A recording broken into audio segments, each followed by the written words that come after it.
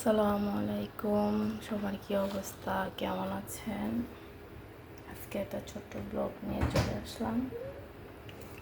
আমার মেয়েকে টিফিন দেব, তার জন্য চিকেন নাগেটস আর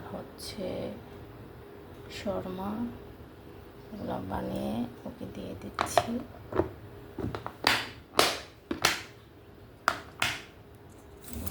শর্মার পুর আমি এগুলো বানিয়ে সংরক্ষণ করে রাখি, গ্যাস থাকে না। রাত 3টায় উঠে চিতল পিঠা রান্না করলাম।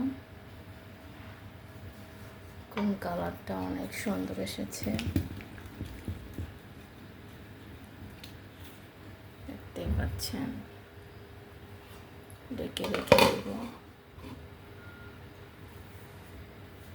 গ্যাসে একদমই থাকে না, দেখেন গ্যাসের অবস্থা কি। এরকমই গ্যাস আমাদের এখানে।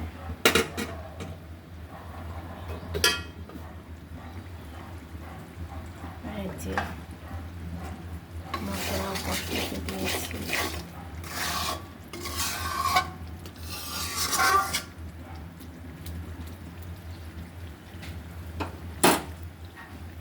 এখন আমি ডেকে দিব।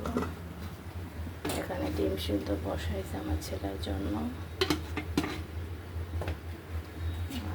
আজকে বুড়ি রান্না করব। ওকে, ঠিক আছে, আল্লাহ হাফেজ।